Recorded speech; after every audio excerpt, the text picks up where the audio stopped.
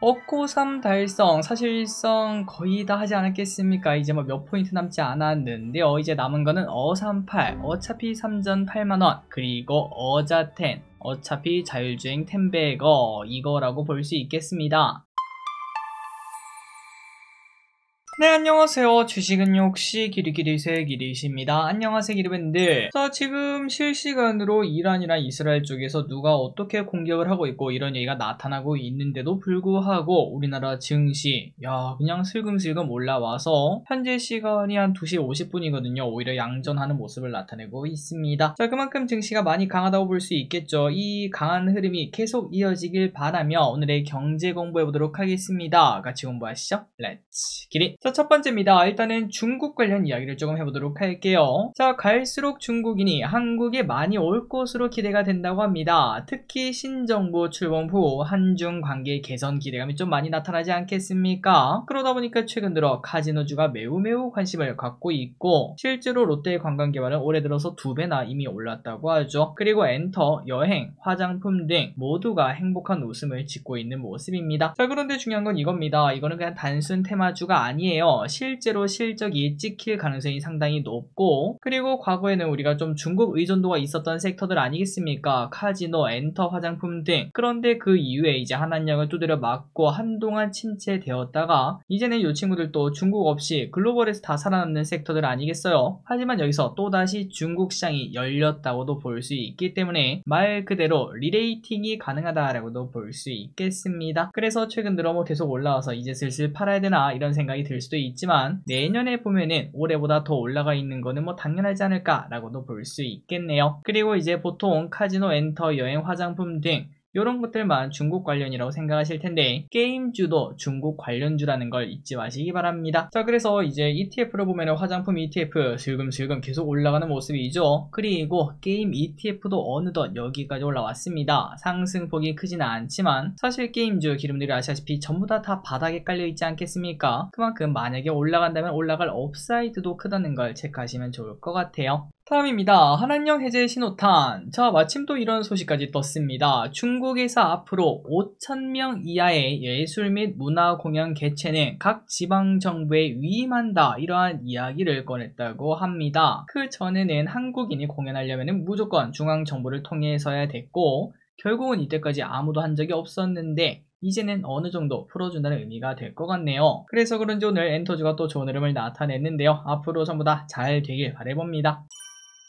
다음입니다. 5대 문화 강국 만든다. 자, 새로운 정부가 미는 산업 중 하나죠. 바로 문화. 방금 전에 이제 중국이랑 또 관련되어 있다고도 볼 수 있겠는데요. K 콘텐츠 산업을 위해서 향후 5년간 51조 원의 예산을 투입한다고 합니다. 당장 내년부터 문체부 예산이 20% 늘어나서 8.5조 원이나 된다고 하고, 향후 2029년까지 천천히 늘려서 13조까지 늘릴 예정이라고 하네요. 자, 여기에는 또 투입하는 만큼 아웃풋이 나타나겠죠. 다만 쓸데없는데 돈 쓰지 말고, 예를 들어서 여러 가지가 있지 않겠습니까? 이상한 박람회를 한다거나, 아니면은 이제 사람들이 굳이 찾아가지 않을 것 같은 도시에다가 웹툰 박물관이라든지 아니면은 연예인 박물관, 연예인 문화단지 이런 것들을 만드는 거는 이건 좀 아쉽지 않나 라는 생각이 좀 들더라고요. 이런 거 말고 적재적소에 이러한 예산이 잘 투입되었으면 좋겠습니다. 다음입니다. 스튜디오 미를 마블이랑 계약했어요. 오늘 시작과 동시에 상한가를 친 친구가 있죠. 바로 스튜디오 미를 애니메이션 제작 및 기획사인 기업인데 마블이랑 계약했다는 소식이 나타나면서 바로 상한가를 가는 모습입니다. 계약 기간은 2028년 3월까지라고 하고요. 금액은 비밀이라고 하는데 과연 어떤 작품을 스튜디오 미르가 만들게 될까요? 자, 앞으로 우리나라 콘텐츠 산업 이제 IP뿐만 아니라 이런 식으로 제작도 잘한다는 의미가 될 것 같은데 앞으로 계속 승승장구했으면 좋겠고, 그리고 이것도 당연히 이어서 봐야겠죠. 오징어 게임 3 당장 다음 주에 공개가 됩니다. 개인적으로 엄청나게 큰 기대는 사실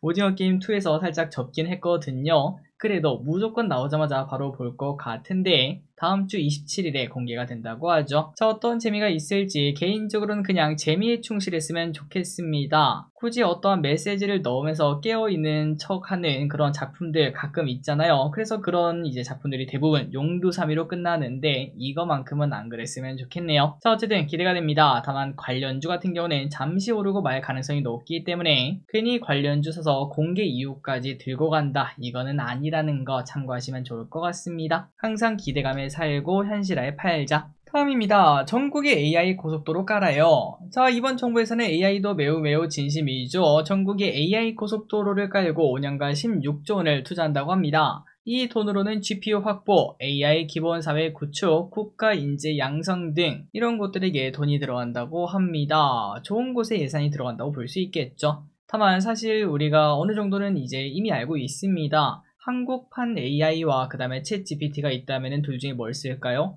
아마도 많은 기름들은 챗 GPT를 쓰시겠죠. 그만큼 더 좋다라고 생각을 하고 있으니까요. 그렇기 때문에 갈 길이 조금 더 먼 것 같은데 이러한 흐름을 뒤집을 만한 충분하게 좋은 AI 서비스가 나오길 바라봅니다. 이왕 투자하는 거 화끈하게 투자했으면 좋겠네요. 다음입니다. 자율주행 소식은 계속 어코3 달성, 사실상 거의 다 하지 않았겠습니까? 이제 뭐 몇 포인트 남지 않았는데요. 이제 남은 거는 어38, 어차피 3전 8만원, 그리고 어자10, 어차피 자율주행 템베거, 이거라고 볼 수 있겠습니다. 이번에는 어차피 자율주행 템베거 소식을 한번 보도록 할게요. 자, 어제 나온 따끈따끈한 소식입니다. 아마존 또 로보택시 생산 시설을 열었다고 합니다. 미국에서는 자율주행 경쟁이 치열해진다는 의미가 될 것 같고요. 샌프란시스코에서 생산 시설을 열었으며 최대 연간 1만 대 로보택시가 나온다고 하는군요. 그리고 축소는 현재 샌프란시스코와 라스베가스에서 제한적으로 로보택시를 테스트하고 있는데요. 추후 정식 서비스를 출시할 계획이라고 합니다. 그리고 이어서 이것도 보도록 하겠습니다. 웨이모 다음 달에 뉴욕에 진출. 웨이모도 관련 이야기를 꺼냈습니다. 지금 로보택시 시장을 선점하고 있는 웨이모가 다음 달 뉴욕에서 자율주행을 시작한다고 하는데요. 다만 뉴욕은 조금은 복잡한가 봅니다. 자전거 등이 너무나 많아서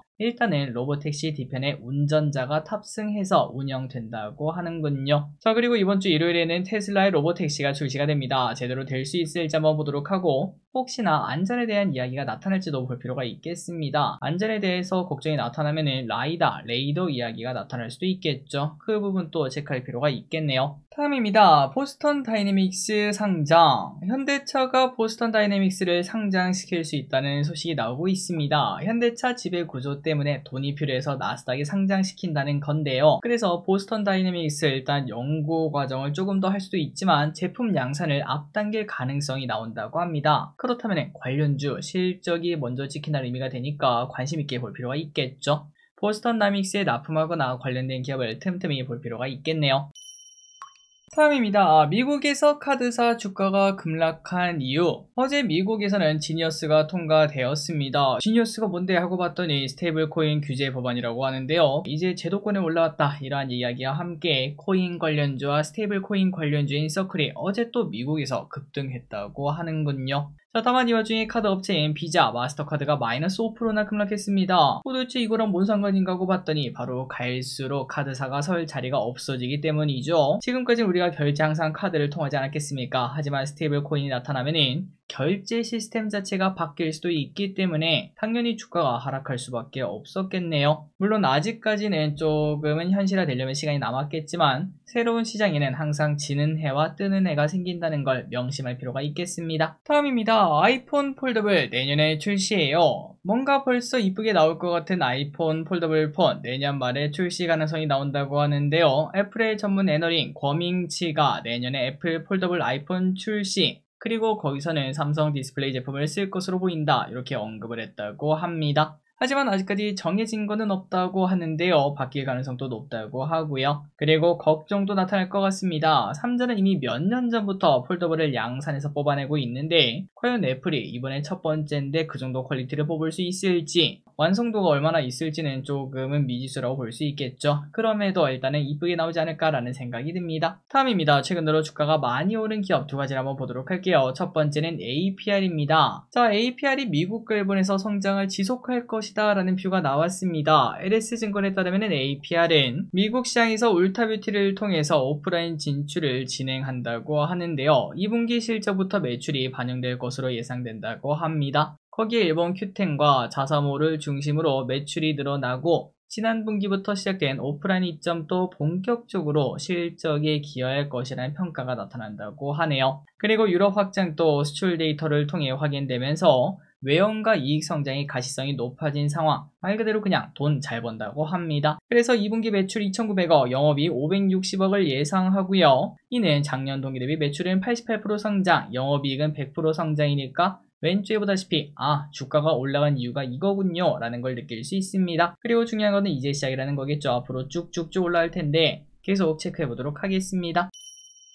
다음입니다. 파산핑이 아니라 대박핑. 자, 두 번째 기업은 바로 SAMG 엔터입니다. 와, 왼쪽 차트 보니까 진짜 미쳤죠? 캐치 티니핑의 제작사 SAMG 엔터는 올해 들어서 주가가 이미 6배나 급등을 했습니다. 대박이죠? 아마도 티니핑을 좋아하는 자녀를 두신 분들은 많이들 이 기업을 보유하고 계실 것 같은데 혹시나 자녀 때문에 SAMG 엔터를 사신 분들이 계시다면 진심으로 축하드립니다. 자, 티니핑은 새로운 시즌을 공개할 때마다 최고 시청률을 갱신하고 있습니다. 지는 해가 아니라는 거죠. 아직도 뜨고 있고요. 작년 4분기에는 영업이익 90억을 기록하며 7개 분기 만에 흑자 전환에 성공. 와, 대박 아닙니까? 작년에 흑자 전환 성공했다고 합니다. 그런데 벌써 주가가 이렇게 급등하는 모습.